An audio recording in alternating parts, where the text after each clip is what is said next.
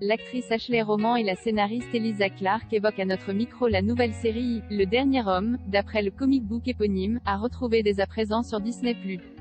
Quel aspect de la série vous a le plus intéressé? Ashley Roman, agent 355, je ne pouvais pas passer à côté du rôle de l'agent 355, elle est tellement badass. Elle est pleine de contradictions et de conflits intérieurs, ce qui la rend fascinante.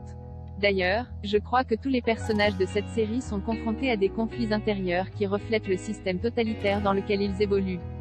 Cette série aborde le thème de la liberté et nous interroge sur sa signification. Qui êtes-vous vraiment sans votre oppresseur?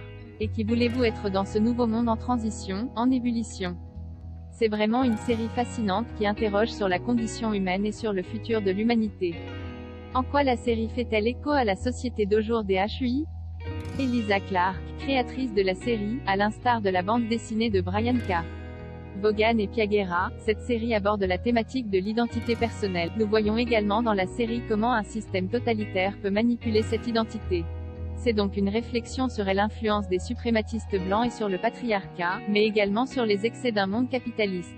Ce sont des sujets auxquels nous sommes confrontés aujourd'hui. Nous ignorons quelle influence ces totalitarismes ont sur notre personne. Ce qui m'intéresse avec cette série, c'est d'étudier l'impact de cette société totalitaire sur les personnages et voir en quoi leurs décisions vont impacter leur positionnement à l'encontre de cette société. Je pense que toutes ces questions sont encore plus présentes avec le Covid qui a engendré encore plus d'inégalités entre ceux qui ont tout et ceux qui n'ont rien. Cette série a été en avance sur notre époque, en évoquant ce qui pourrait nous arriver si nous laissons un système totalitaire nous priver de nos libertés les plus fondamentales. La série a connu un long développement. Comment expliquez-vous ces nombreux reports?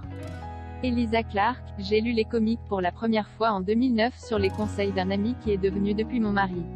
Cela m'a pris 12 ans pour adapter ces livres car à l'époque je n'étais qu'une simple assistante.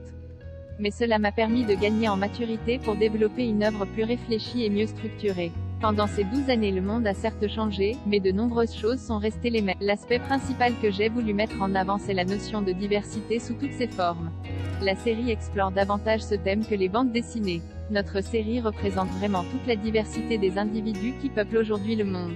Je pense qu'il y a encore beaucoup de travail à faire pour arriver à une meilleure représentation des genres, à une vraie forme d'égalité et à un meilleur respect des libertés individuelles. Le Dernier Homme, saison 1 bande